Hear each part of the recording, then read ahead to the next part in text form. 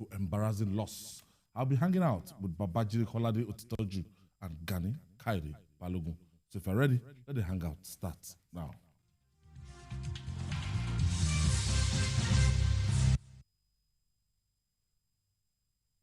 Let's begin with election matter. The Independent National Electoral Commission, INEC, has decided that all outstanding governorship, national and state assembly place on Saturday, 15th of April, 2023. Jide, I've been waiting for this since the last 48 hours. You know, I'm involved in that Adamawa election between Governor Fintiri and Aisha Binani. So they had their first outing, and INEC had to call for, describe it conclusive, and some other places were actually highlighted so that the election will be run in 69 polling units. And we also have the same situation in states like Kebbi State and some other states. The National Assembly elections. And National Assembly here and there. And when you want to look at it, I thought I've gotten 2023 election over with. Till we do this supplementary election, this will be the final lap. Well, I'm happy that it's even coming soon, before the election fever is completely.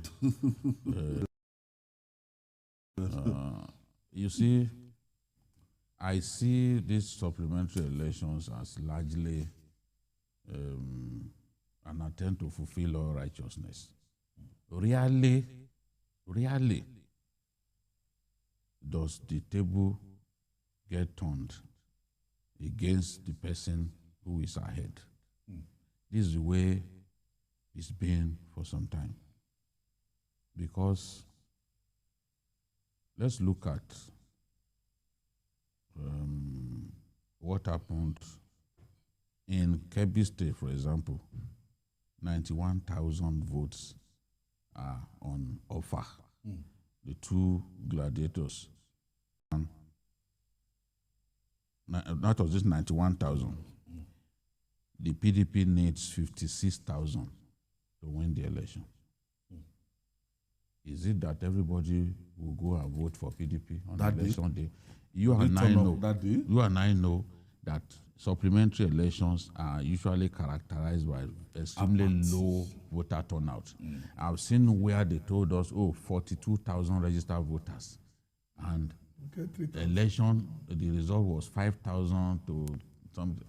You know, that is what we always see. You look at what has happened in Kebbi, it's a miracle. I don't even think that there's anything to fight for anymore. Because I don't see PDP securing 56,000 out of 91. You know that a lot of those people will not show up. And with the way APC having been disgraced in the presidential election, they've brought out the big guns. When the Americans say that they are bringing out the big guns, they are not stopping at anything. Whether to spend money or we are not stopping at anything, just to make sure that they keep the state. You know? So that is the thing. And you also know, because you were in Adamawa, the governor, 30,000. The governor is ahead. Yes. And the bulk of those places. What is please, 41,000? Yes, the bulk of those places where the election will take place are the governor's strongholds. So the candidate of the APC is already at some disadvantage. This same thing happened in 2019 when the governor of Bauchi State, the current governor of Bauchi State, was ahead of the then incumbent, Emir Abubakar. He never succeeded in catching.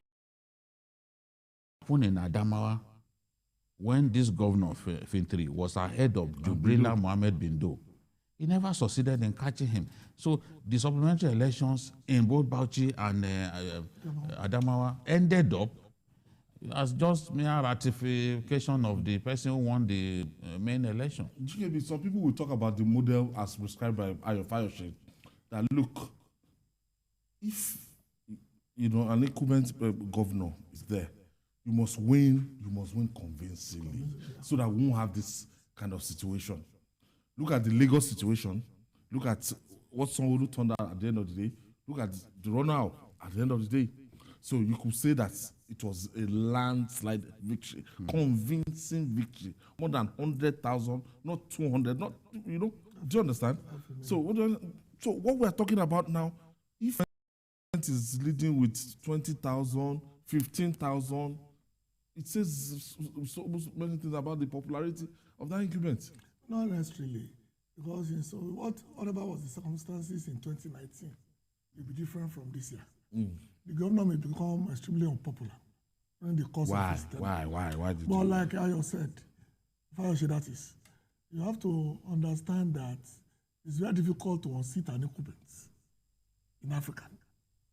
And because I know from personal experience that sometimes governors set up there are particular areas that they call the governor's country. That the governors are very popular. And most of the time, most of supplementary elections will be held in those areas. And they think the governor is extremely popular. So what we call it in Ibadan is that we call it the Akala template. Basically that all of that results will come in. Areas where the governors are strong will come in last. So if the governor is in need of, let's say, 30,000, that 30,000 will appear. Those are the time they were manufacturing fishes. Before Beavers. When Michael Tyson was... Yes, I remember in Delta State, if Great Ogboru is leading, Great Ogboru will win the whole of Asaba, win everything. Oduaha will just come from the river and everything, riverine areas, they'll just bring those votes. Bah! And everything will turn upside down. Those days. I don't have those days anymore. We just bring the vote. But it was alleged that fish. No, the thing is, because of the difficult terrain, see how difficult it is to access those places. So they have the liberty to do so many perfect whatever they want to do things before bringing. And do you want to risk your life to go and confront them? You end up at the here's the thing, but less than 3,000. 3,000 margin. Ogun State, 10,000. Ogun State, 13,000. 13,000. Yes, 13,000. Kaduna, 10,000. That's Kaduna. Benue. Actually won Benue by, I think, less than 3,000 or so. Yes. He also lost Katsina by very small. Katsina, less than 7,000. So we've seen so many close contests this year. And for me, and given how many of those governors lost, it has made this a memorable election for me, especially the presidential election. For a long time to come, we'll be studying the figures. Election, how it went. 20 governors lost their states. In the presidential election, APC lost 12 states. Don't forget governors who also lost senatorial seats. 7 governors lost senatorial seats. Look at APC, the DG of the campaign. Lost his state, lost his bid for the Senate. Yes. You know? APC national chairman. Lost. In Niger State. 2 times. No, in Nasarawa. 2 times. The 2 elections, he could not win his polling unit. Wow. In the past, they will not allow that embarrassment to happen. This is what our friends don't want us to talk about. But history is what it is. In the past, that will not happen. You want to embarrass the governor? You can't embarrass the governor now. They will not allow you to embarrass the governor. In those days when the results were usually taken manually from ward collation to local government, in transit, they will change those figures. In transit, they will change those figures. Remember what happened in Osun State? There was an election in Osun State, I remember. Okay. They blocked them as they were taking Osun? Materials. I think they were going to submit the results. It was at that point that they were hijacked. And some people tried to do it in this election and failed. They kidnapped INEC officials in Zamfara. They kidnapped INEC officials in Abia State. Yet the results did not change. So we are getting there. We are not perfect yet. That is a fact. We are getting there gradually. Now, all the politician can do now is to intimidate people on election day, stop people from voting. because they know once that once the vote and the beavers is used, it's finished. Exactly. You cannot change it anymore. Exactly. All right, you have to accept your fate. Moving on now. Is a foundation of democratic growth. The governor of Lagos State, Babajide Sanwo-Olu, is adhering to this. The governor has reconsidered his decision to appeal the High Court judgment in favor of Clement Adedotun, the Uber driver who was assaulted during the first anniversary of the EndSARS protests in October 2021. In an Instagram post shared on his handle on Saturday, Governor Sanwo-Olu stated that he has ordered the State Attorney General to arrange a meeting with Adedotun and pay him 5 million naira compensation. Jide, instead of appealing the verdicts, Jide Sanwo-Olu is looking at, look, what's the offense of the time? That this is a waste of time. And in the spirit of reconciliation and national healing. National healing, because the EndSARS bloc almost, they were almost gave Governor Sanwo-Olu a big headache during the election. Almost. Mm-hmm. They gave him a big headache. The EndSARS big headache. But thank God that Lagosians rally round and they saw reason. And if it were to be another state, he might have lost his job to this. No, if the elections the same day were held the same day, it's always gone. This is a fact. If the election were held the same day, with the presidential election, yes, the rage at which they came out. Now, the other people took the election lightly. We said it here. Yeah. That, look, you took this election lightly. Look at Alimosho. Alimosho, the registered voters in Alimosho are almost up to a million. We said it here that the mobilization was not sufficient. Some people argue. I had people who called me and started talking about, it is the Christian thing. There can't be only one factor. We are saying you did not mobilize sufficiently. And in the fullness of time, some of the facts came out. And by the time because the dilemma that I face as a journalist who wants to be truthful is that once you speak the truth, if it doesn't favor APC, they will call you names. You speak the truth, if it doesn't favor PDP, they will call you names. If you speak the truth, if it doesn't favor the LUP people, we thought you had integrity. We thought you were you are honest. There's nothing that they will not say. People who have not been through what I've been through in life, in this job, people who have not taken the risk that even during Abacha's time, when I did a story for which my own colleagues who contributed 1 paragraph, 2 paragraphs, some of them got visas to run away. I refused to go anywhere. I said I will not leave this country. You understand? My bosses are living witnesses. I stayed put here. Such people who cannot take the kind of risk that I took. When I would go to Army faculty in Jaji at midnight to get information on a coup, they are the ones talking about you don't have integrity because I disagree with them. And what is the source of the disagreement? It's very clear. As I'm concerned, this is not the worst election. No, not by mine. I'm not saying there are no irregularities, but I will never agree that this is the worst. You are saying it's the worst because it suits your narrative.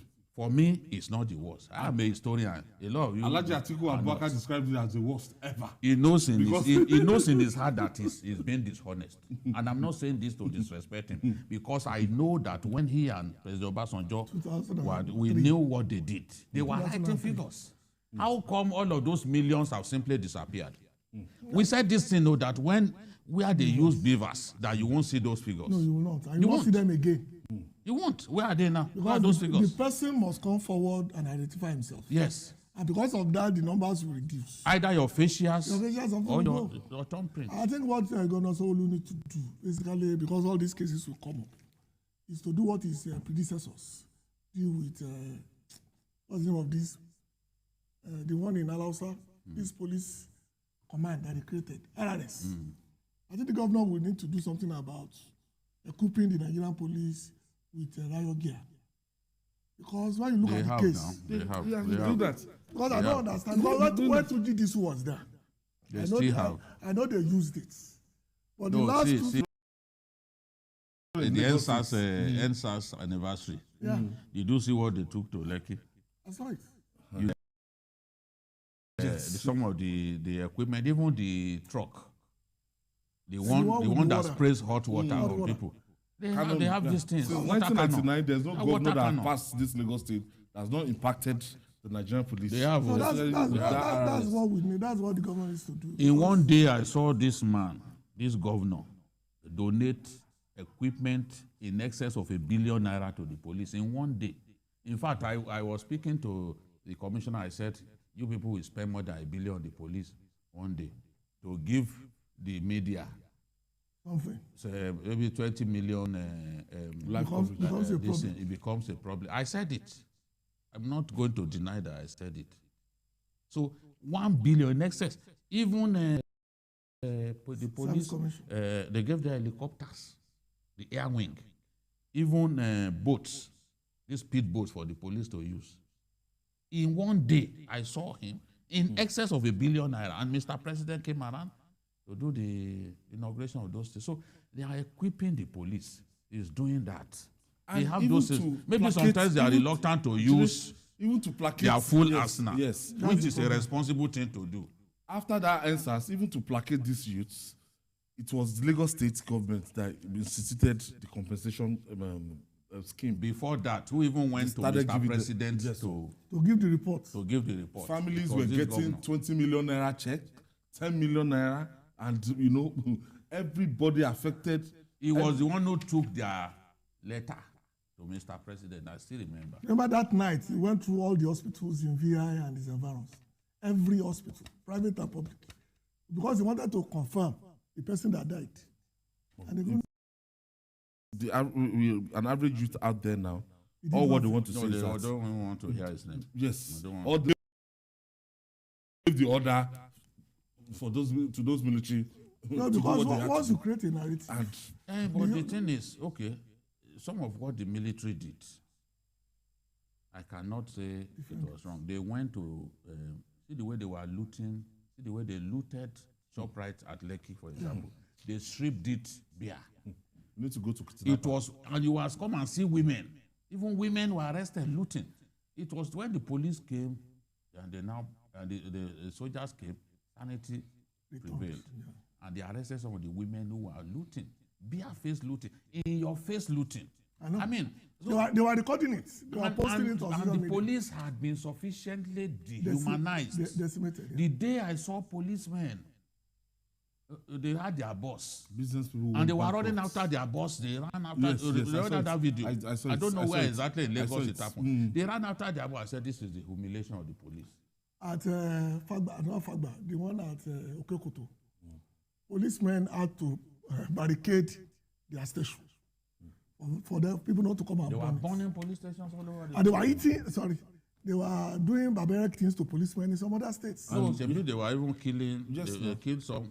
Look at the small boy who was, and they started calling him DPO. DPO. That one was dancing. I think I'm sure that he boy was served his breakfast. That boy must have traveled now. Yeah. Or do you have evidence? No, I'm honest to it. My advice served his breakfast. My advice to the governor. Because we want him as he was wearing that. Yes, but by the time they paraded him, I saw that he had a bloodied mouth. I said, the Nigerian police. No, that's from eating red ink. So he had become extremely sober. Yes. When people are denied their drugs, illicit drugs, within a short time, they will become like a lamb. Very quiet. You think that is it the same person? The resetting, the brain resetting has taken place. The Yoruba say, the Yoruba saying, it's when the beating is not enough. I had one boy in our village that is dead now. He held that guy, gave him just one head boot. The teacher, 2 went. He took him, another one, 2 more. We said, you're not going to leave me.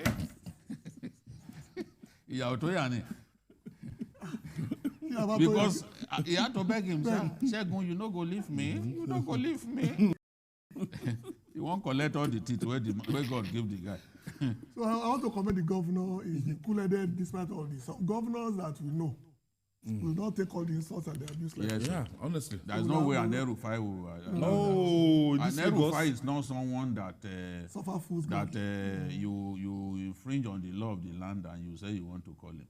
How will you call him? You can't even call his aides. The access to him is not that easy. Go to Government House, Kaduna, and see the layers of security and the forms that you have to fill. You know that this. So if your name is not there, you are not even going. You can't visit. It doesn't matter. You can't have that kind of access to Erufai. You can have access to Ganduje. People come into the government house the way they like, but not in Kaduna. I've been to both places. I know what I'm talking about. And you can't leverage on your relationship with just simply calling. Somebody will demolish the house of his political leader. So who are you? Who is mountain before Zerubbabel? I think Sanwo-Olu is a breath of fresh air. Because it was really different. Because I put myself in his shoes. So, nice one. Let's not discourage him from being nice. But there are limits. Not the same. There are limits. Carrot and stick. And this kind of thing, I think the police was actually guilty of this. Yeah. I hope the time will come when the police, for their irresponsible behavior of flogging people like animals, when they take them to court like this, let the police suffer. The same yes. Let them, not flogging. Let the police pay from the meager resources that they give them.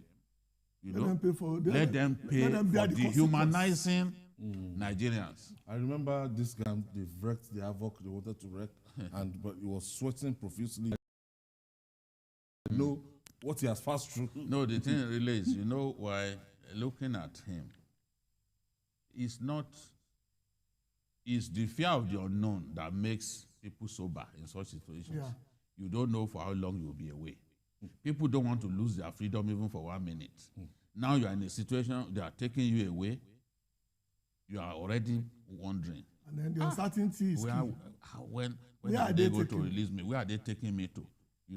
So that one is enough to make someone sober and begin to believe in God immediately. It's enough. And confess to this. Confess sins. He has not committed. All right. That the fiber which unites Nigeria is on the verge of snapping is no longer hidden. The founder of Adoration Ministry, Enugu, Nigeria, Amen, Reverend Father Ejike Mbaka, hammered on this when he warned that the kind of bitter politics being played by politicians is dividing the country. Father Mbaka also said religious leaders offended God during the just concluded 2023 elections, adding that he has begged God for forgiveness on their behalf. Ejike Mbaka. So, I like something that he said here, which is that politicians are dividing us by their rhetorics and all that. It's a fact. Okay, Jide, let me quickly take this breather. When we come back, we'll continue with our discussion. Please, don't go away.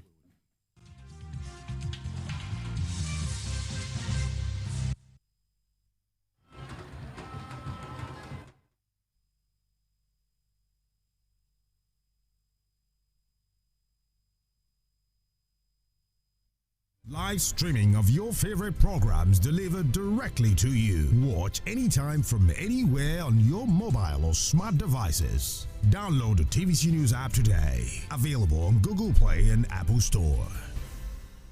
The Nigerian National Petroleum Company Limited and the Nigerian Upstream Petroleum Regulatory Commission invites the public to the presidential flag-off of the spud-in ceremony of Ebenyi A Exploration Well.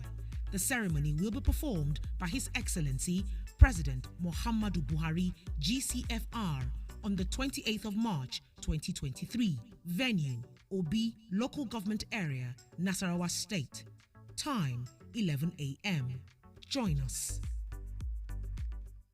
Max Millions. Your favorite cash giveaway is coming this April. Make your money pay. To win a share of the 1 million naira, be the 10th caller on Max FM. When you hear the winning song, beat the clock and win yourself free cash. You don't win 54,000 naira! From 6 a.m. on the Max Breakfast and throughout the day, we guarantee to give away 1 million naira in Nigeria's Radio Cash giveaway. Everybody getting paid. Max Millions.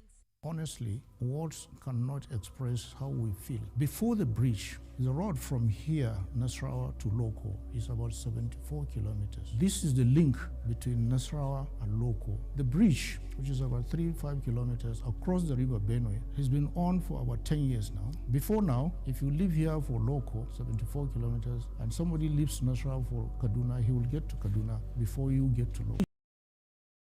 Of this bridge is the cutting of the travel distance by about 3 hours. Our people from Nasarawa can now travel from here to Onitsha and come back on the same day. The economic and social consequences of this milestone development can hardly be compared to the ease with which people move has opened the area, and many people are coming around now to invest in agriculture. Where to score this government on this achievement, we will score them extremely high because it has changed the dynamics of the social and economic activities of our people.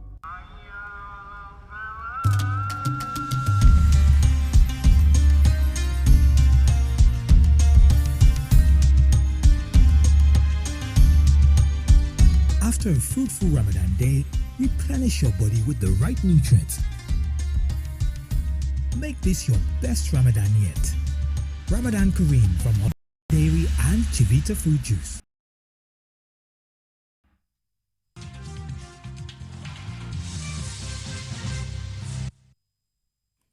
Thank you for staying with us. If you're just joining us, this is TVC News Journalist Hangout. And I still have the mess room of Bajire Kolade Otoju in-house and GKB in-house too. Jide, before we went on that break, we were talking about Reverend Father Ejike Mbaka.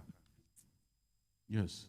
There's something that he said that really struck a chord with me, and that is the fact that politicians, with their nasty and feral rhetorics, are dividing us as a people. And people, mobsters, cyber mobsters, who see in politicians their messiah, do not even want to agree that other people are entitled to their opinion. At all. That's a big problem here. So this is the problem. Let's play politics in a dignified, in a decent manner. Politics is a game after all. I gave the example of Kwankwaso. He lost in 2019. He didn't pull the roof down. He didn't say, oh, yeah, start killing people. He went to go and recalibrate. Today is more popular than the worship 2019. In 2019, he could barely win outside Kano Metropolis. Yes. But today, he's winning in the hinterland. The results show. The results speak for themselves. So maybe it was rigged. Let's stop dividing ourselves on the altar of politics. It makes no sense. You can't be letting loose fake news, be spilling hate, I'm telling you. and all those ugly things that divide us as a people, that seek to bring us down, bring the country down because of political differences. Just hatred. Somebody asked me on my primary school thread today, and they asked me that they should ask me. He said, "Is Bola Tinubu alive?" I just look at it. I just said not, because out of the figment of their imagination, what they wish to see is to hear that he's dead. Just you want him dead. So I don't have a right to be batified, and I'll tell you that you don't have a right to be obedient. Articulate. You can't tolerate me or articulate. No, Why would you even anyone already. Oh, dead. no. It's getting traction once. No, It was all over. we're already at that depth. Travels. No, he said no, it's no more. Hospital. He said it's no more, it's no more.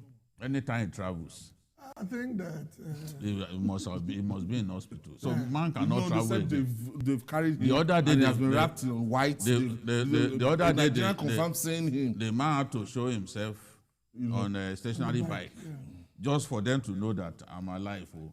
What is Just what because of that the big evil thing? beef. Somebody traveling. well, let me tell you something for free. That thing is not going He on. must not travel again. They did it for the last 8 years, and they are going to do it. Because these are children of hate. It's what they were fed on. It's what they grew up with.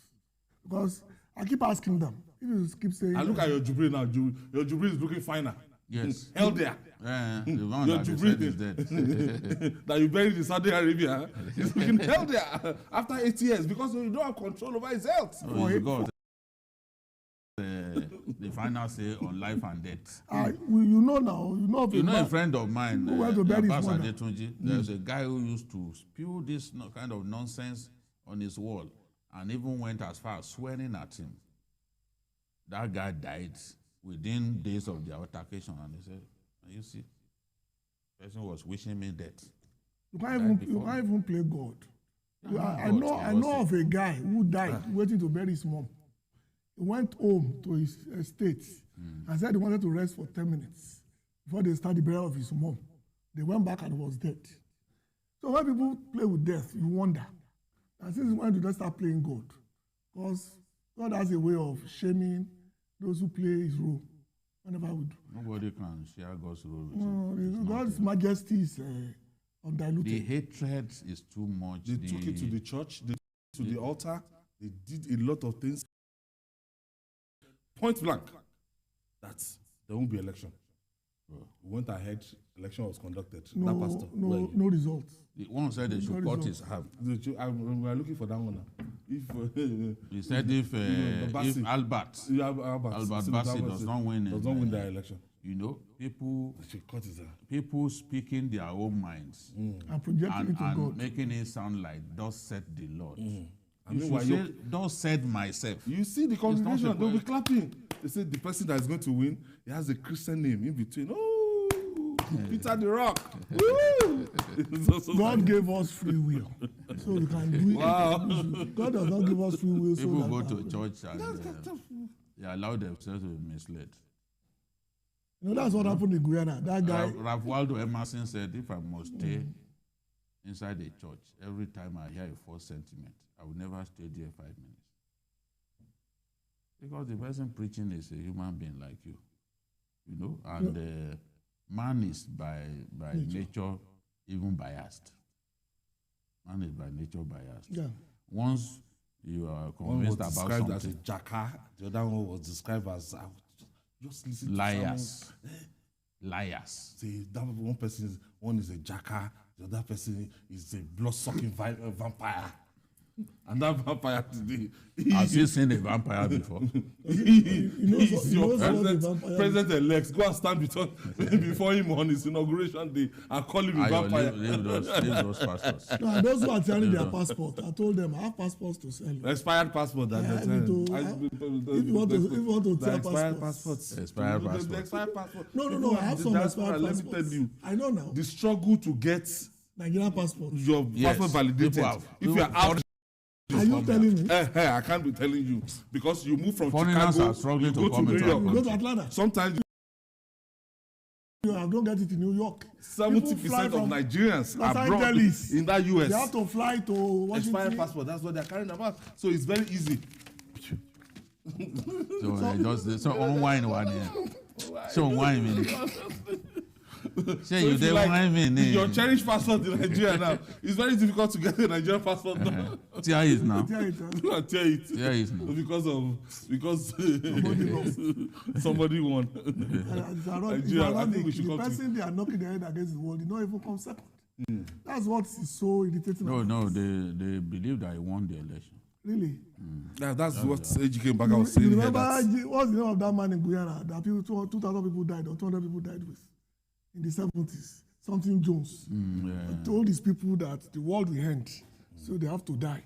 And everybody with logic will want to know that if the world is ending, why can't I wait for the world to end so all of us will die together? One said they should go and be eating grass. Yeah. Like they ran out and we were eating grass like herbivorous animals. And the one that put out his shoe and said the passport is coming out of it.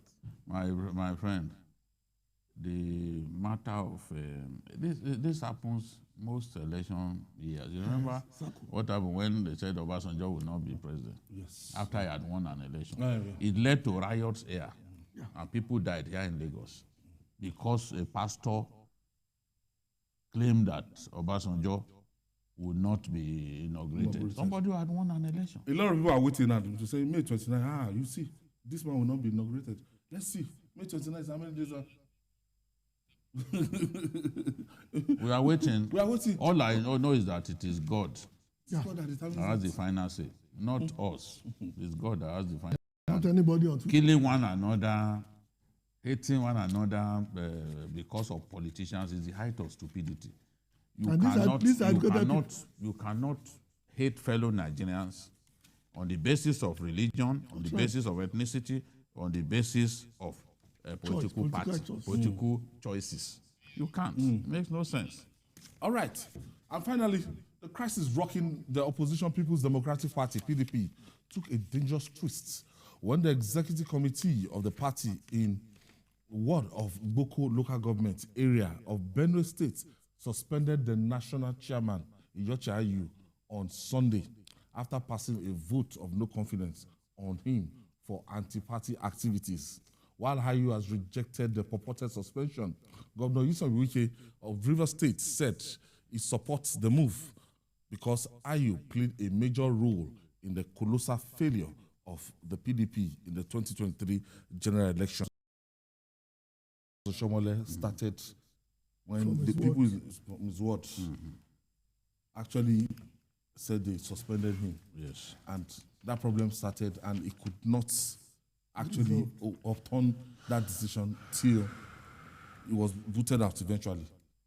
Yes. But in the PDP, I don't think they can pull that kind of, pull it off. I don't think that the words, in the APC, the way they see it, you are first a party member before becoming a national official. So, from that grassroots? Yes. So they can punish you at the grassroots level. In fact, what they have done is to simply suspend Ayu and get the courts involved. That looks like the plan. Because the PDP constitution is explicit. It's the NWC that can suspend a national officer. It's the NWC. So I don't know how they intend to succeed with this thing. If it is APC, if the national leadership likes the governor, likes the person suspended, they will simply go and expel the people who suspended him. And those ones will now be running helter-skelter, begging to have their, to remain in the party. You saw what they did to those who suspended the SGF. They moved against them. Yeah. They said, look, this suspension is ultra-vires. The exco itself, they descended on the exco that suspended. APC, that was the way they handled that. Perhaps PDP will borrow a leaf from the APC and do that to the... Well, if the leadership of the party has an interest, anything goes, including I don't think they will... Ayu has said that this suspension is a waste of time. I don't think that it can stand because the national leadership has to ratify it. But don't forget, Jide, there will be forces now after the election contending for the soul of that party naturally. There's bound to be. Especially now they've lost the election. Yeah. To come and take control of this one. Look at Wike's reaction now. Yes, because he didn't contribute to the success of the party in any way. Wike is not even denying. He's happy with the suspension, and I think that Otom, who has also lost an election there, or 2 elections there, will also be happy. But the suspension, without the national leadership ratifying it, I don't think that they can get away with it. So can it be a precursor? My feeling is that they will follow this up. What will happen is they will get someone to go and sue. Okay. To say, oh, this suspension is wrong. That script might be on ground. So when you sue, the case will be in court, they will be dragging it, and the court could say, okay, step aside until we decide this substantive matter, which will make people like Wike happy as long as IU has been told to step aside. That may be the plan. It's not possible to know exactly how they are thinking, but it could be the plan. But to simply think that they can get IU out of the way by suspension at the ward level, I don't think it's going. Even I think the local government has also said it does not have a hand. Yeah, all right. Okay. Let's quickly take this breather. From commercials, and when we come back, we'll conclude on this.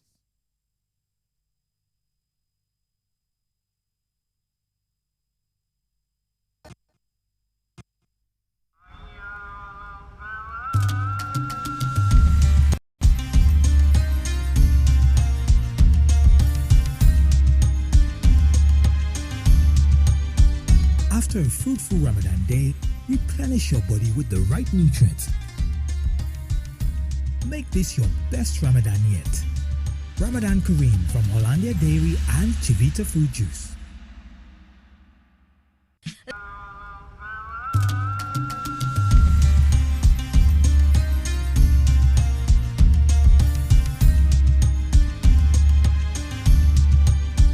After a fruitful Ramadan day, replenish your body with the right nutrients.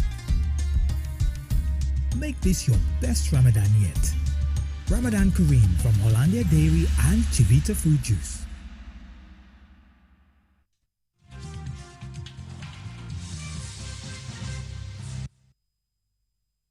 Thank you for staying with us. Yes. You know, in politics, anything can happen, and you know, they just sent me a message now that they've secured an interim injunction telling IU not to jam out the party. I knew that this would be followed up by that's why legal action. You know, I knew it, but the soul of PDP is at stake now. By the suspension alone, it cannot stand. But I knew they would try to use the court. They want to start fighting for. So in the next 2-3 years, PDP might be in serious crisis. Different factions. They just want to take over the party.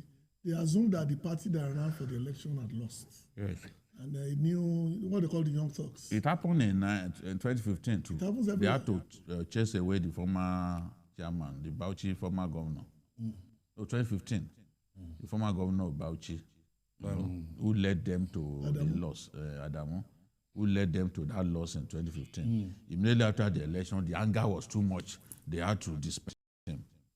And they struggled and struggled and struggled, you know, to Why have... did you think Atiku Abubakar held on to Iyorchia Ayu in spite of what is, you know, wasn't he doing his calculation of what he stood to lose? No, he did. Well, somebody must have told him that the votes in the South, because it wasn't nobody, myself included, saw the Obi phenomenon getting to where it got. Because if I were to be an advisor to Atiku at the point that he got the tickets, I would be part of those who would tell him, let the governors go. The Southeast had nobody else to vote for anyway, but us. They hate Tinubu with a passion, so they vote. But when Obi came in, changed everything, and by then it was so deep into the IU challenge, that to throw IU under the bus will show him, and that will show the calculation that the Southeast are nowhere to go but to support you.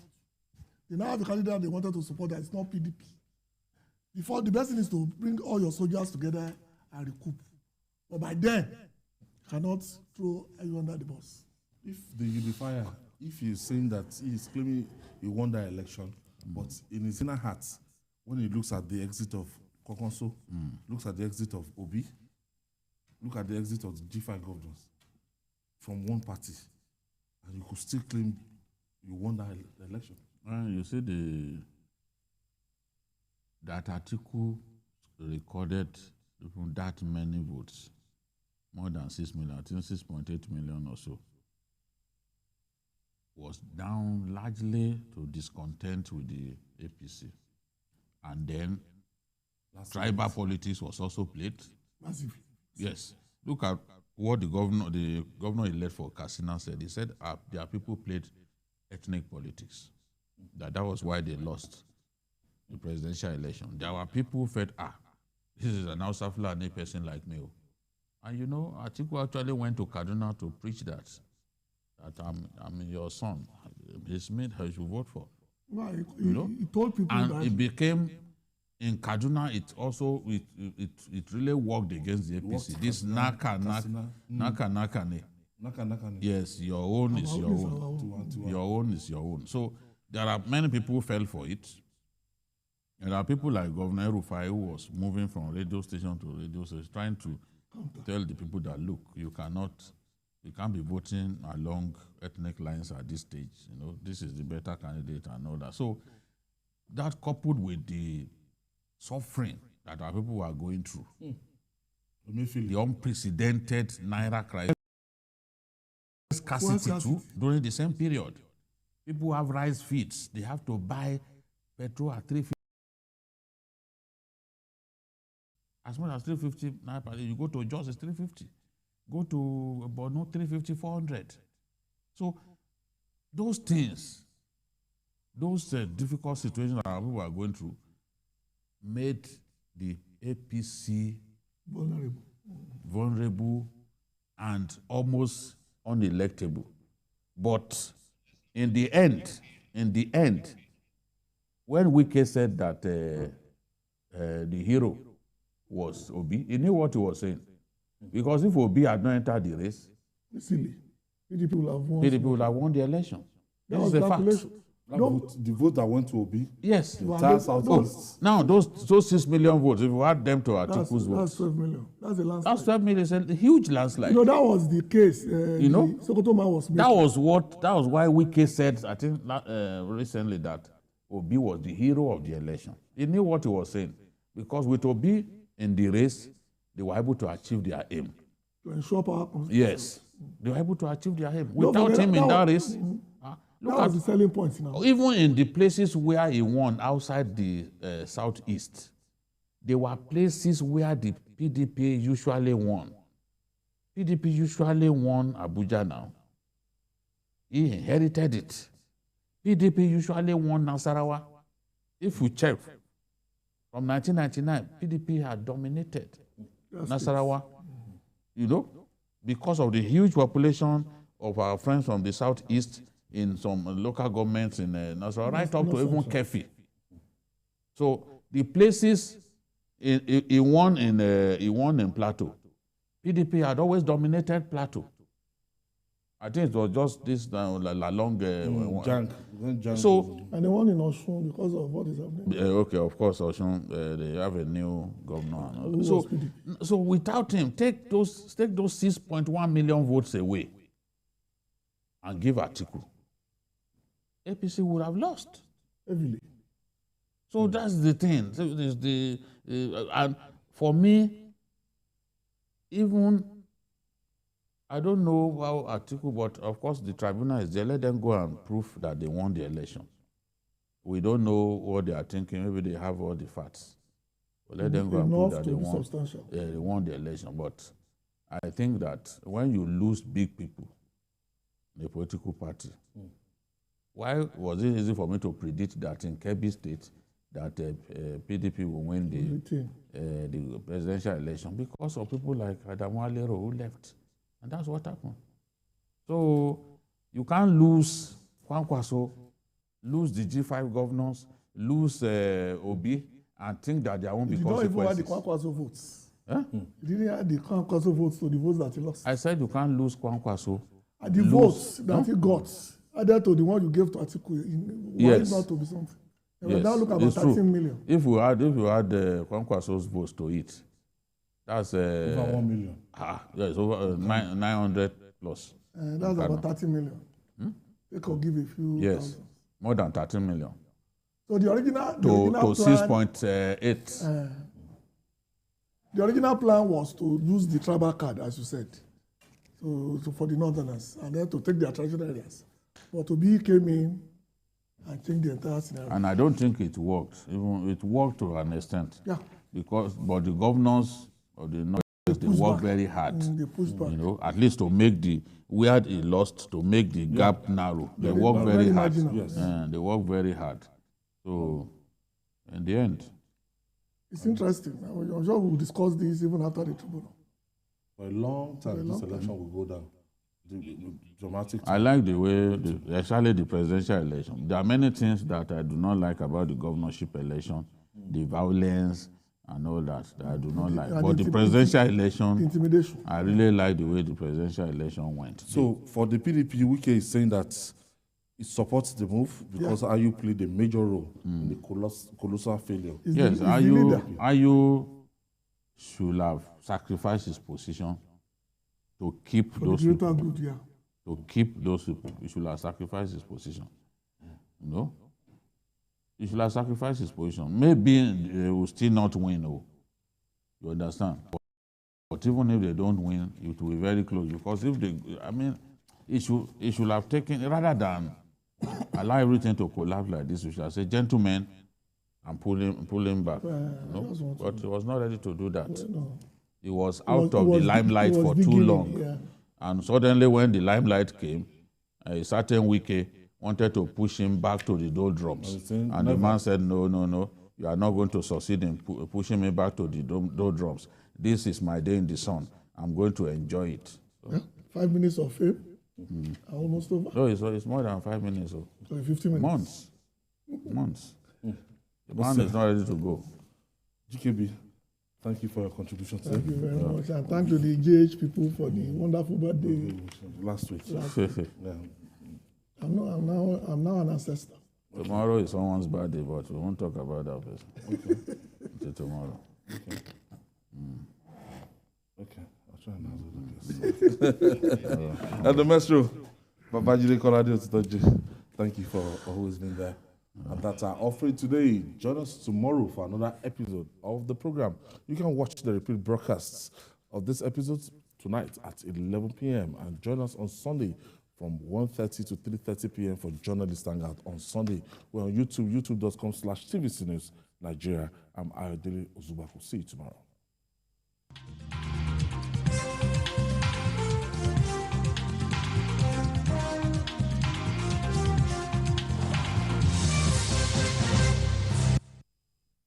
Never miss a moment. Instant breaking news from all over the globe. Live streaming of your favorite programs delivered directly to you. Watch anytime from anywhere on your mobile or smart devices. Download the TVC News app today. Available on Google Play and Apple Store.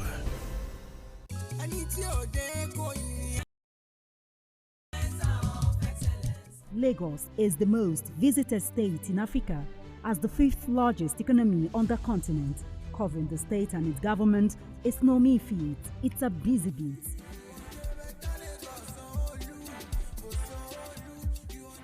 We go beyond the curtain of tapes to travel in far into the deep. I want to thank the Lagos state government for the healthcare facility.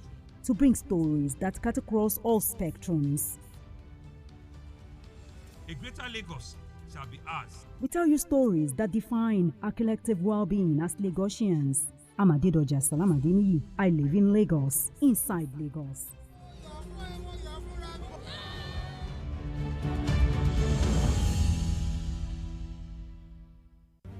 Hello there. There's a brand new quarter and your favorite TV program, CAC Weekly, is about to unveil new innovations fresh.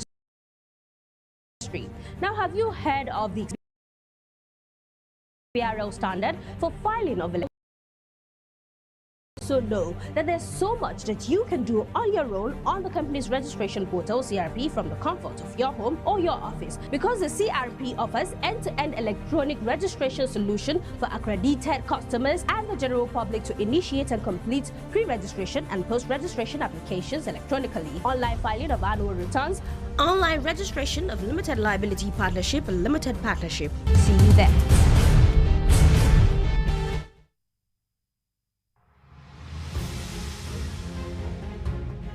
TVC News first with breaking news. We cover the big political stories in Nigeria, but people want more than just politics. Business news, sports naturally, but you need news to live by also. Stories about education, health, personal finance, and hey, newspaper reviews, travel news, and much more. Nigeria, it's more than just politics.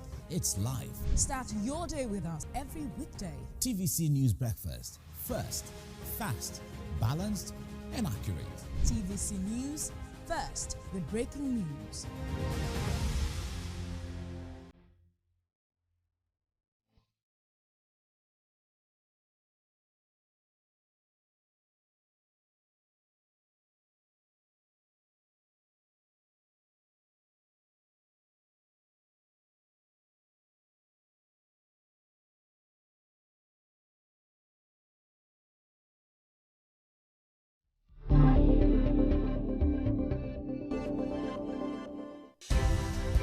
At TVC News, wherever the big news stories happening, we're geared up.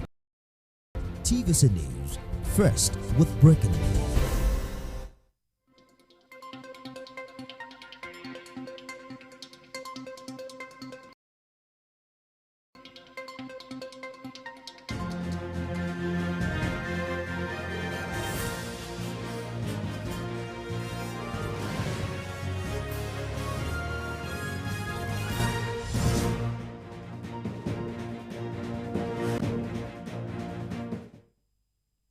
Hello, thanks for joining us. This is TVC News at 6.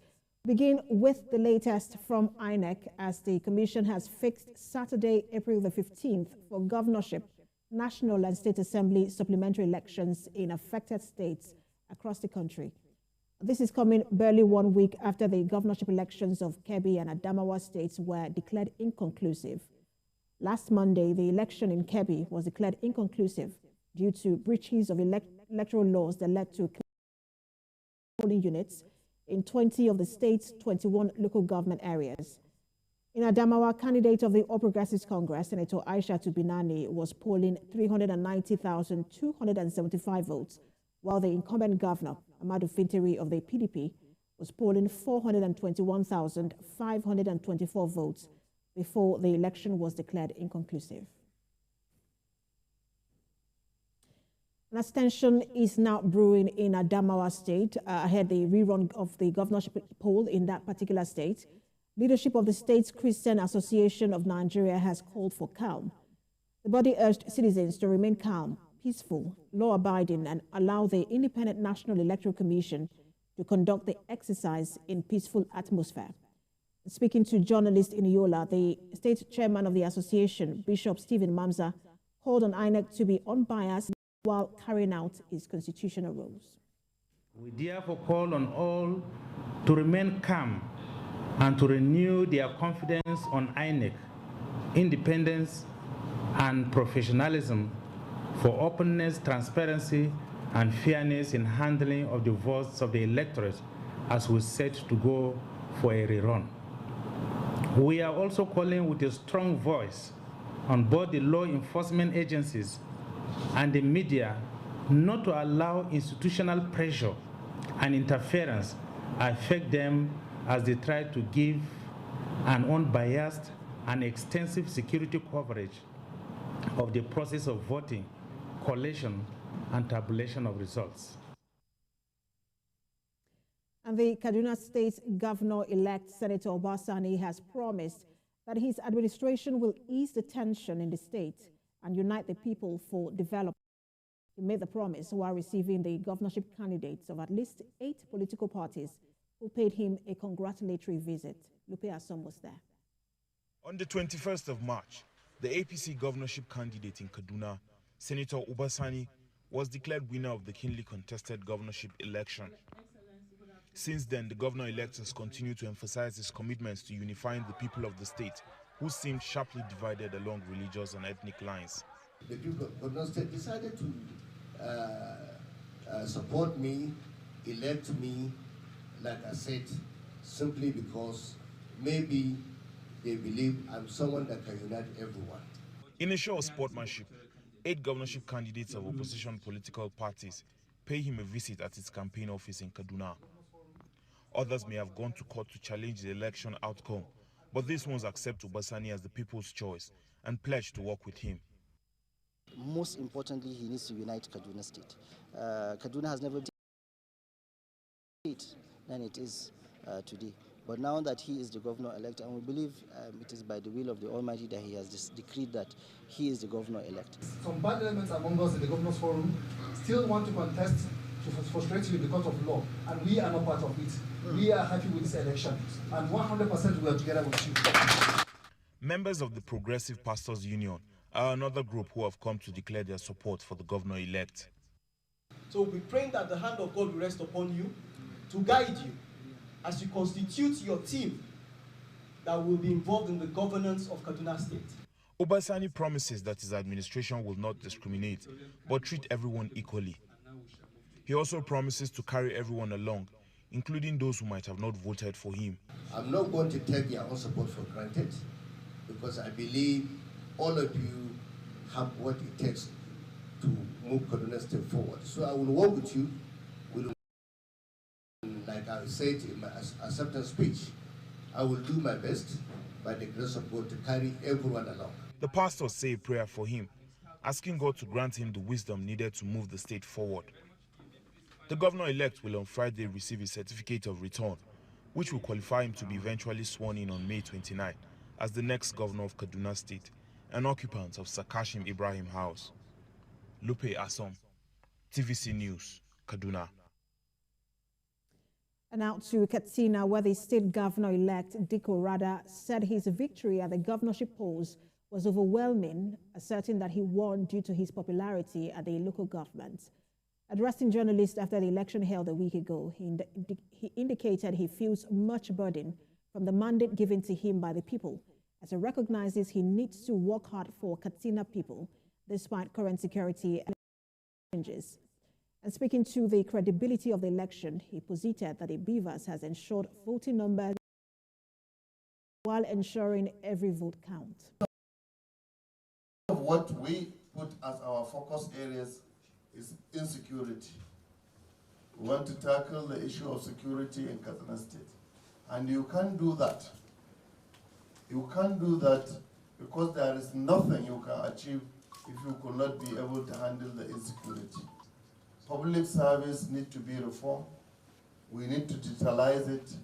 We need to provide training and retraining for our public servants, because they are the bridge within which you can be able to carry your policies. If you don't reform the public service, you cannot be able to carry your policy down to the local level. We also want to look at education, which is the cardinal part of any development in any nation. It's over a week after the governorship election in Delta State, but stakeholders have continued to set targets for the incoming administration to be led by Sheriff Oborowori of the People's Democratic Party. The latest charge is coming from the former Minister of Information, Sam Oyowari, who describes the emergence of Delta State Governor-elect Sheriff Oborowori as the handiwork of God, and urged all stakeholders to join hands with him to move the state forward. Mr. Oyowari, during a visit to the governor-elect, asked him to reach out to his opponents and be governors for all Deltans, as promised during his electioneering campaigns. In his response, the governor-elect appreciated Mr. Oyowari and promised to consult him for useful advice whenever the need arises. Earlier, the Osubi community in Ukbe local government area of Delta State welcomed the governor-elect, Sheriff Obori, to the community supporters from the air route, thanking them for their support, prayers, and show of love. The last is yet to be heard on the purported suspension of PDP National Chairman Iyorchia Ayu by its ward leadership. His known political opponent, Governor of Rivers State, Wike, says the suspension is in order, threatening to continue to oppose the embattled national chairman. At a project commissioning in his state, Governor Wike said the state chairman performed woefully for the party in the last election. The job I have now is to put more heat on them. And I'll continue to do that. They are running around calling every member of the National Working Committee to come to Abuja to say no, that suspension is illegal. It does not lie. If you like, let the National Secretary rush to Abuja. If you like, let the Deputy National Chairman not rush to Abuja. Let them meet this afternoon and say the suspension is illegal. You will see what you face.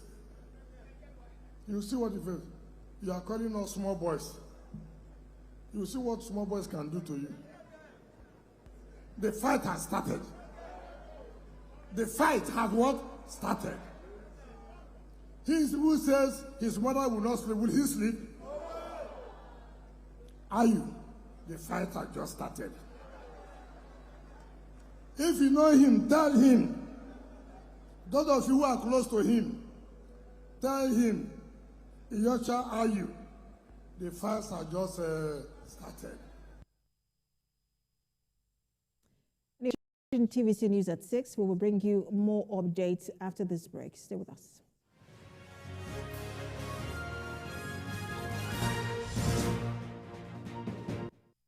Stubborn dark marks? Try new Nivea Lumina 630. Visibly reduces up to 10 years of stubborn dark marks in just 4 weeks. New Nivea Lumina 630. Get even and luminous skin. Politics is defined as getting what, where, when, and how. But in the mix, many things come to play to shape the political fortune of any country. Honorable Minister, that's how you misinform the public. From the political actors to the electorate, campaign to voting, from debates to policy decisions, big events happen to engage us in constant conversation. That's what we're looking for. Not some people who are talking about ethnicity. No. Who is on your mind? Don't worry. Join me every day on Politics Tonight, where we dissect with destiny. Politics Tonight, weekdays on TVC News.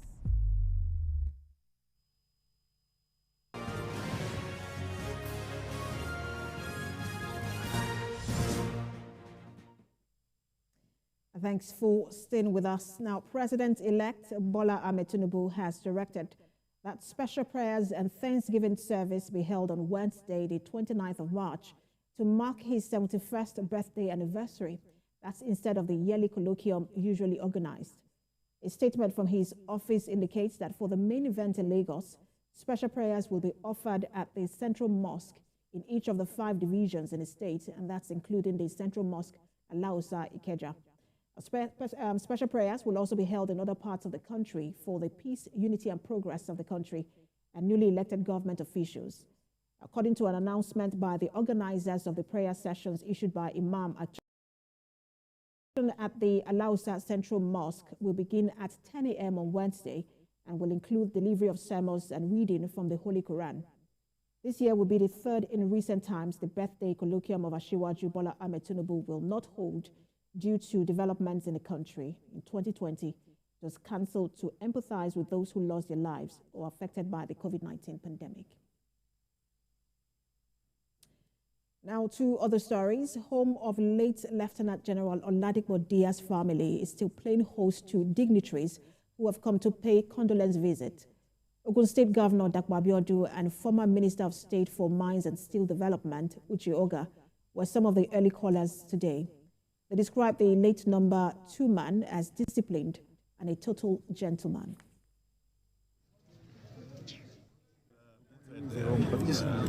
Take a look at his military career, his antecedents, his person, what he stood for. He was an exemplary soldier. He was extremely cerebral, and that is one of the attributes that he's known for. He was very humble. He was a good Christian. He was a gentleman. Definitely a loving, passionate father. A doting husband, wife. A man of many parts. Let's now turn to security matters. Imo State Command of the Nigeria Security and Civil Defense Corps, the NSCDC, has confirmed the killing of 2 of its personnel by bandits in Obiangu in Ngokbala local government area of the state. State spokesman for the Corps, Chimeziri Noel, while confirming the incident, said the officers were attacked and killed by bandits in the early hours of today while monitoring some critical national assets and infrastructure in the area. An investigation has kicked off into the unfortunate incident, and the command, with the assistance of other security agencies, has activated a search party to go after the hoodlums. And still on security, the Chief of Army Staff, Lieutenant General Farouk Yahaya, has called on personnel of the Nigerian Army to redouble efforts in the fight against all forms of insurrection across the country. And that's despite the successes recorded by the troops across the various fields of operation in recent times. The Army Chief, who was represented at the Post-Traumatic Stress Disorder Awareness Lecture at the Gingiya Army Barracks, Sokoto, by General Officers Commanding 8th Division Major General Godwin Muktuk, who personnel of the Nigerian Army are exposed to a lot of pressure and traumatic stress due to happenings at the various fields of operation across the country. The Chief of Army Staff reaffirmed the commitment of the Nigerian Army headquarters to continue to deploy resources to troops across the various fields of operations to ensure successful execution of fight against terrorists across the country. Now, away from security matters, Ondo State Governor Rotimi Akeredolu says he will continue to give the judicial arm of government free hand to operate. Governor Akeredolu spoke at a reception in honor of the Chief Judge of the state, Justice Olusegun Odushola, by the people of Ilaje. We have details in this report. The reception in honor of the Chief Judge of Ondo State, Justice Olusegun Odushola, was attended by prominent sons and daughters of Ilaje, as well as dignitaries within and outside. The State Deputy Governor, Lekki Ayedatiwa, who is an indigene of the oil-rich Ilaje, represented Governor Rotimi Akeredolu at the event. He said the current administration in the state will not interfere in the affairs of the judiciary. What you are doing here today is not merely celebrating Justice Odushola. It is also a popular affirmation giving credence to the passion of Mr. Governor for always considering merit. The guest speaker, Ebunolu Adegorua, a senior advocate of Nigeria, SAN, said the judiciary should continue to check the excesses of the executive arm of government. According to him, the judiciary should serve as the hope of the common man. On that October 6th, when the collected will be paid for in America by all those who are involved. There's no exception for Nigeria. Everywhere we have desecration of rule of law and democracy, the judiciary should hold our leaders accountable. The Chief Judge appreciated the organizers for the honor and promised to be alive to his responsibilities. There exists to settle disputes between governments and governments, individuals, organizations, all manners of people. Yes, the new CJ of Ondo State, Right Honorable Justice Odushola, he is a very humble man. He's an upright person. I know. Other dignitaries tasked the Chief Judge to take the state judiciary to an enviable height. U.S. Vice President Kamala Harris is in Ghana for the start of a three-nation African tour to strengthen diplomatic ties on the continent. We have more details in this package. United States Vice was greeted by school children, dancers and drummers as she arrived Ghana on Sunday for the start of a week-long visit to Africa.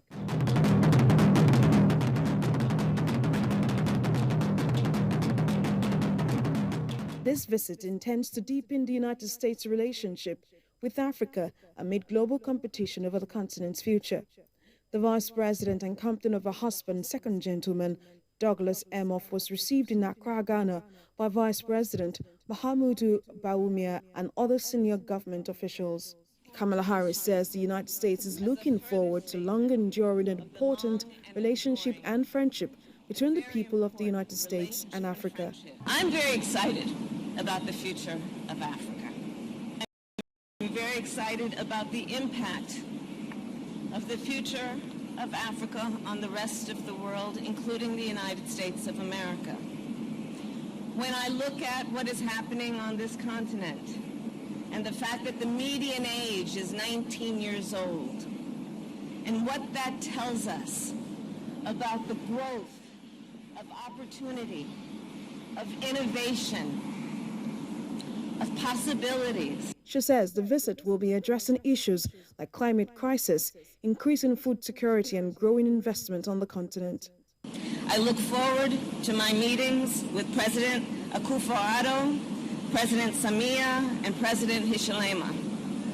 We will build on the previous meetings I have had with each of them to strengthen democracy and good governance, promote peace and security, build on long-term economic growth, and strengthen our business ties. The trip to Ghana, Tanzania, and Zambia comes after the December summit, hosted by President Joe Biden in Washington, with U.S. leaders and heads of states and government from Africa, a continent where China and Russia are enjoying rising influence.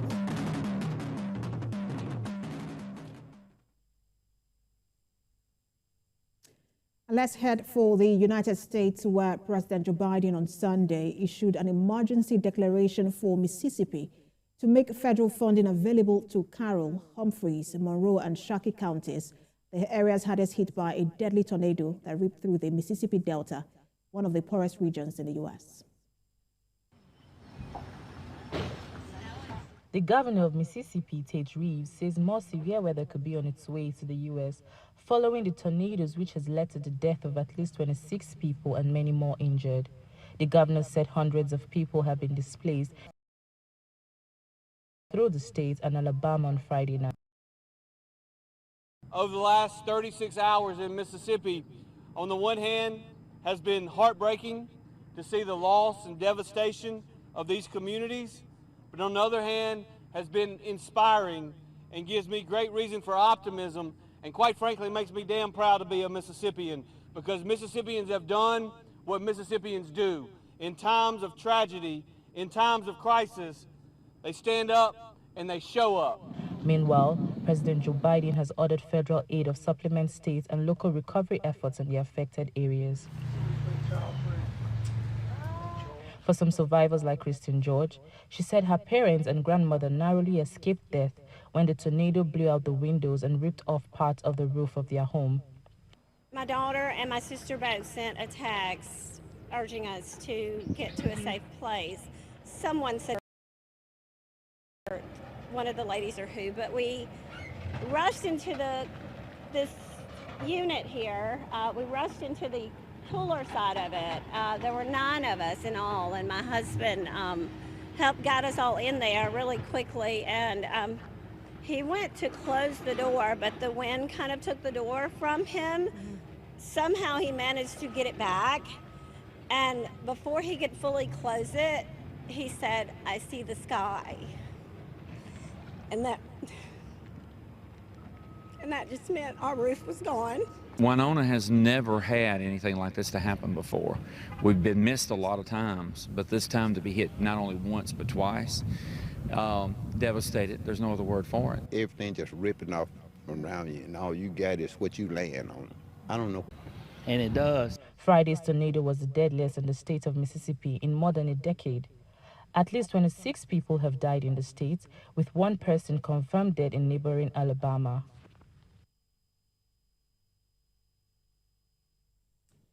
That's the news this hour. We'll have more updates at 7. Thanks for watching.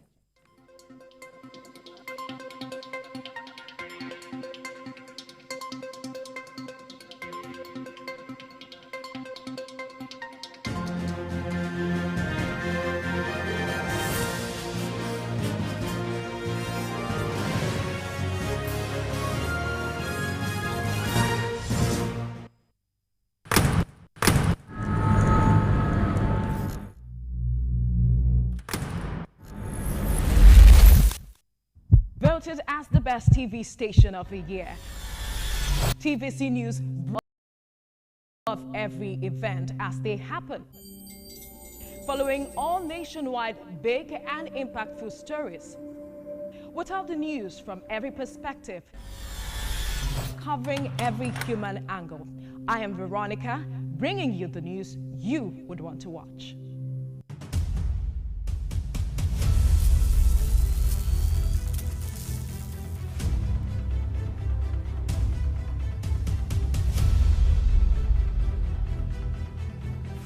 Before they go see my sister, the road just make pokri. But now I can't love the road if I can't see my sister. Okowa, may God bless her and may God give her more wisdom. Governor Ifeanyi Okowa is very kind, he's very caring, he's so good, especially to the students and to the children. He's concerned about why he made this facility for us. Before this program, I've been owing debts of about 1.something million. I've opened, I was able to pay that debt. The governor is a lifter of life.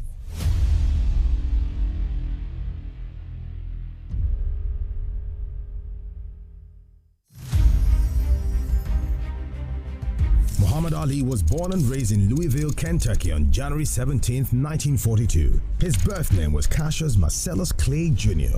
He began training as an amateur boxer at age 12, and at 18 he won a gold medal in the light heavyweight division at the 1960 Summer Olympics and turned professional later that year. In his early years as a professional, Clay was more highly regarded for his charm and personality than for his ring skills. He sought to raise public interest in his fights by reading childlike poetry and spouting self-descriptive phrases like floating like a bee. On February 25, 1964, at age 22, he pulled off a major upset, defeating Sonny Liston to win the World Heavyweight Championship.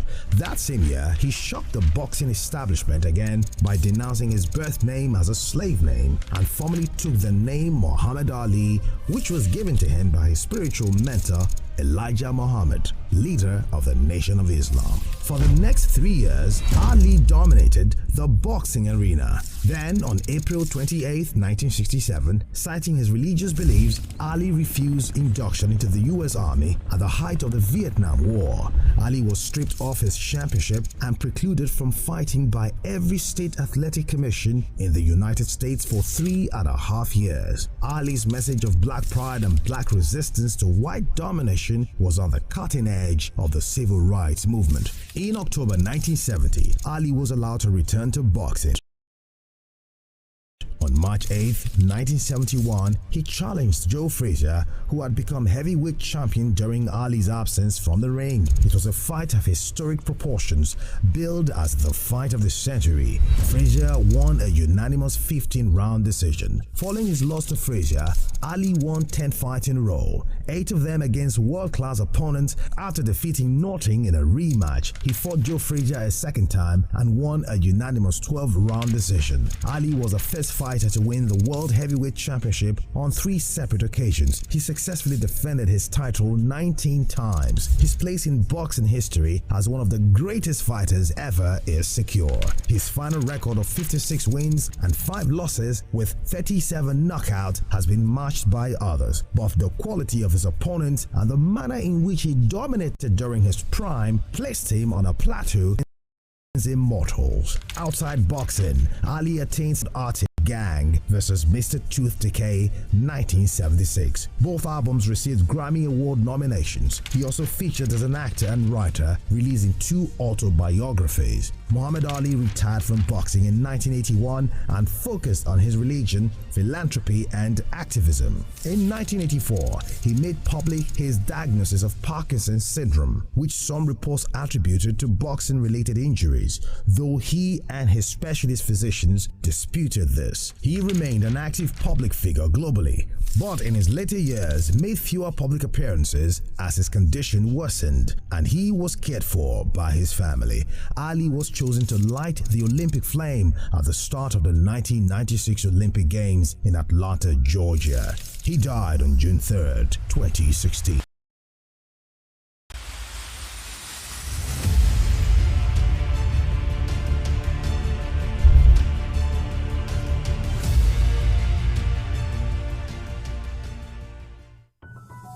The TVC News at 7 and the TVC News at 10 are not like any other news broadcast. It's the big news hour, the hour for the big breaking stories. We've got some of the best reporters on the field, taking you through as it happens. It's fast-paced, hard-hitting, with investigations that matter. bringing in news that affects your life. With sport, entertainment, and business news so you don't miss a thing. Experience resourceful coverage with depth every night.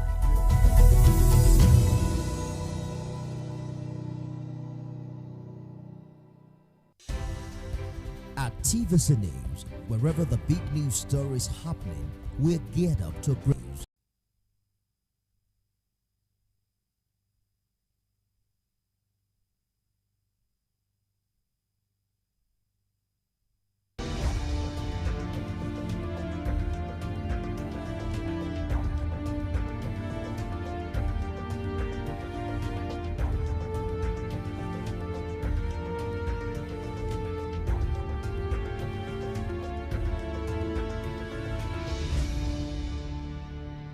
Hello and welcome to NAFDAC and Your Health, where we bring you all the important information you need to know about NAFDAC. The agency is saddled with the responsibility of safeguarding our health by ensuring that the foods, drugs, cosmetics and medical equipment made available to us are safe and wholesome. My name is Tosin Adebayo. The focus of today's show is on the launch 22 International Narcotics Control Board Annual Report with the Availability Supplement and Precursor Report of 2022 by NAFDAC.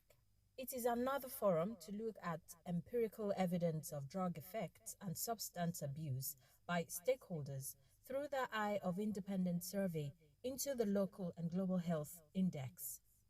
Present at the launch are stakeholders like the National Drug Law Enforcement Agency, Nigeria Customs Service, Pharmaceutical Society of Nigeria, Pharmaceutical Manufacturing Association, members of the academia, trade groups, and other health and allied services group.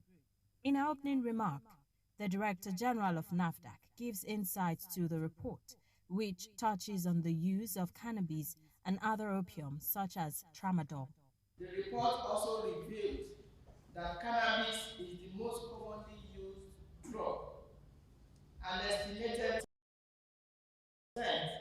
of the population, or 10.6 million people, cannabis in the past year. The average age of initiation of cannabis use among the population, the general population, was 19 years. Cannabis was 7 times higher among men, about 18.8%, versus 2.6% of women, while the gender gap in the non-medical use of pharmaceutical opioids such as tramadol was less marked. And if 18.8% are men, and we have more men driving commercial vehicles, driving canapé, the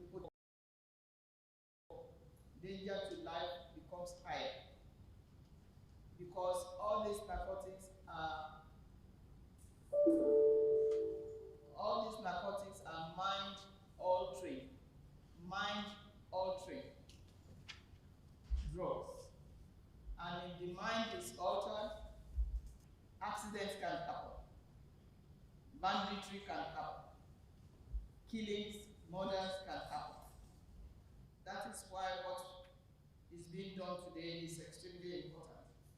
She says the non-medical use of substances like cannabis contravenes global convention and local laws. The non-medical use of cannabis contravenes the United Nations Single Convention 1961, which classifies cannabis as highly addictive substance. The Nigerian Indian Act, as well as NDLEA Act, prohibit the cultivation, production, distribution, sales, and use of cannabis and its extracts or derivatives for medical or non-medical purposes.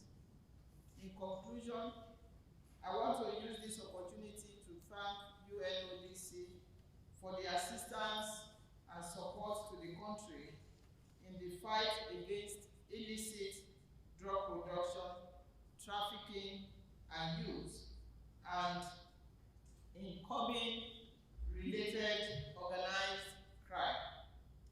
We also appreciate the INCB for the support to NAFDAC towards enhanced regulatory control of narcotics and psychotropic substances. Once again, you are all welcome to the launch of the 2022 International Narcotics Control Board INCB Annual Report and Precursors Report of 2022. The representative of the NDLEA, a government agency which enforces the laws against narcotics and other illicit drug abuse, says Nigeria maintains the same stance with the International Narcotics Control Board, not to legalize the use of cannabis for non-medical use, as there is an upsurge of Nigerian youths indulging in the use of cannabis. In Nigeria, there is an upsurge of cannabis abuse among youths, with its accident health and other vices effects on society. The NDLEA, with a view to addressing this problem, conceptualized WADA, Work Against Drug Abuse Initiative Program, which was launched by Mr. President Muhammad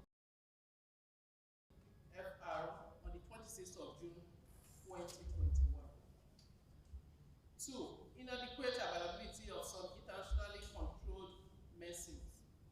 The safeguarding of health and well-being of humankind is very vital and fundamental for survival. And this concerns necessities the launch of the INCB report, which we are all gathered here today to witness. It is praiseworthy to note that NAFDAC has been ensuring that controlled drugs essential for human survival are made available for use where necessary, in line with the requirement of INCB. NDLEA on its own part collaborates with NAFDAC in ensuring the measures put in place to prevent the diversion of such medicines and substances to illicit use are adhered to. NDLEA had intercepted and prosecuted some traffickers with controlled or narcotic substances intended to be diverted to illicit uses. She expresses her worries that industry chemicals for research are finding their way into the hands of illicit drug manufacturers, which is compounding the drug abuse menace. While she states NDLEA's willingness to collaborate with NAFDAC and other stakeholders to prevent illicit use. It is quite worrisome that chemicals intended for research and industrial purposes are finding their way into illicit drug manufacture.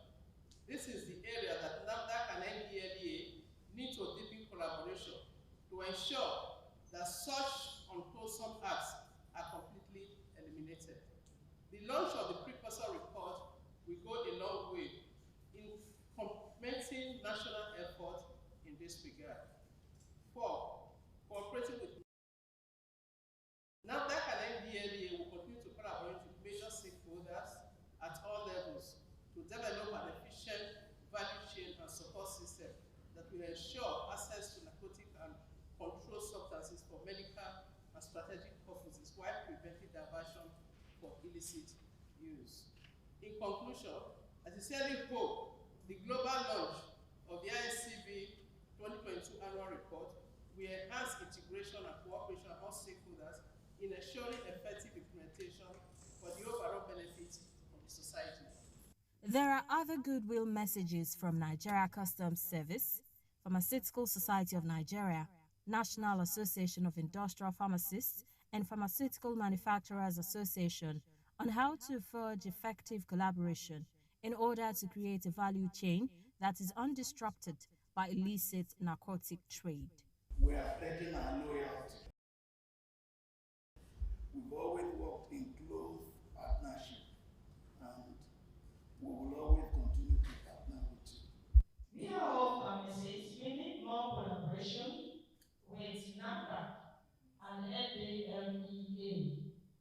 Coming home to the university session, we have some students, just few students, that are on narcotics. And thank God for the health centers. We do screen them before bringing them in. And some of them, it is when they come in that they learn all these things and they are being handled. So we like to have a way of disseminating this information. I'm talking about other groups that are present here too. You may need to send an information to NDLA or to NAFDAC. We need a route, a means of doing it in a way that it reaches you and then you will work on it. I'm happy that the NDLA is seated, custom is seated, because we have challenges over there. Challenges of differentiating between licit and illicit dealing in narcotics. People in our group approach NAFDAC for permit to import, which we are given. When these drugs come, we still approach NAFDAC for permit to clear, which we are given. Now, on the road, from moving from our warehouse to our customer, NDLA will stop them. And there will be issues. And we have tried all the time that, yes, narcotics are not meant to be abused, but they are used in the hospital. They save life, they relieve pain. So it is good with this collaboration for us to engage so that while we are trying to prevent drug abuse, we do not stop people who need this drug from getting access to them. Most importantly, for sustainability, we feel that the strongest way to have control is if you play in the space of being able to manufacture some of this locally. And we're looking at the future that, yes, some of these precursors, some of them are going to be things that Nigeria can be able to play in that space. Once again, on behalf of the National Manufacturers Chairman, I want to congratulate you for doing all this. NAFDAC and your wealth will be right back. Please stay tuned. Welcome back. If you are just joining us, you're watching NAFDAC and your wealth. The INCB annual report was presented to the gathering by a senior official who highlights some of the salient issues raised in the document. In the report, there is a concern about the consumption of cannabis, which leads to different health challenges. Express concern that this trend among a small number of government is leading to higher consumption, negative health, and psychotropic disorder. Note also that we're concerned that the growing cannabis industry advertises products, particularly to the young people, in ways that lower the perception of risk involved in using them. Finds the impact of legalizing cannabis on society difficult to measure because legislative models vary from country to country and data is still limited. Many countries continue to have difficulties procuring enough controlled substances for medical treatment, including during emergency situations. Highlight that countries are confiscating a high number of non-scheduled chemicals and designer precursors used in illicit drug manufacture, and its concern about the global spread of these substances. Vienna 9 March, the Information Narcotics Control Board is warning in its annual report 2022 that legalizing the non-medical use of cannabis, which contravenes the 1961 Civil Convention on Narcotic Drugs, seems to result in higher consumption and lower perception of risk, especially among young people. Data from the reports also suggests that jurisdictions where cannabis are legalized increased substance-induced health problems. In all jurisdictions where cannabis have been legalized, cannabis-related health problems have increased. Between 2000 and 2018, global medical admissions related to cannabis dependence and withdrawal increased 8-fold. Admissions for cannabis-related psychotropic disorders have quadrupled worldwide. Young people whose brains are still developing are particularly affected by negative health effects of habitual cannabis use. This can impact their educational outcomes and social behavior. Statistical evidence from Colorado, United States shows that fatal traffic accidents with drivers under influence of cannabis nearly doubled between 2013 and 2020. Have governments achieved their stated objectives for legalizing cannabis? It's a big question that we all need to answer. The main objective stated by government for legalizing cannabis have been to reduce criminal activities and increase public health and safety. In its 2022 report, ICMB highlights that this objective has not been achieved. The president of ICMB said evidences suggest that cannabis legalization has not been successful in discouraging young people from using cannabis. Illicit markets persist. Data show that legal cannabis supply continues at high level in all legalizing jurisdictions, reaching 40% in Canada, and nearly 50% in Uruguay and 75% in Colombia. The report employs a government to study the impact of cannabis on the human capital development of the country before toying with idea of legalization. ICM is stressing that the effect of cannabis use on individuals and society before government make long-term. ICMB reminds governments looking for alternative solutions regarding cannabis offenses that the drug control conventions offer significant flexibility. Decriminalization and depenalization of as alternative routes for cannabis offenses. In the recent report, ICMB reminds member states that legalizing cannabis for non-medical use violates the drug convention and highlights that the concept of decriminalization or depenalization offer alternative routes to handling cannabis offenses.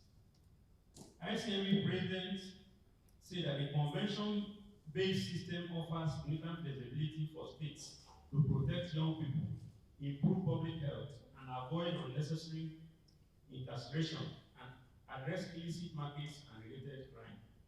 Some countries have shifted their policies for and reduce offenses of personal cannabis use to minor infractions and remove criminal sanctions altogether. Expanding cannabis industry lobbies for legalization. The potential for growth has attracted large corporations looking to expand their businesses into medical and adult cannabis markets emerging around the world. Aiming to broaden their commercial profit, many of these companies are lobbying to lift controls on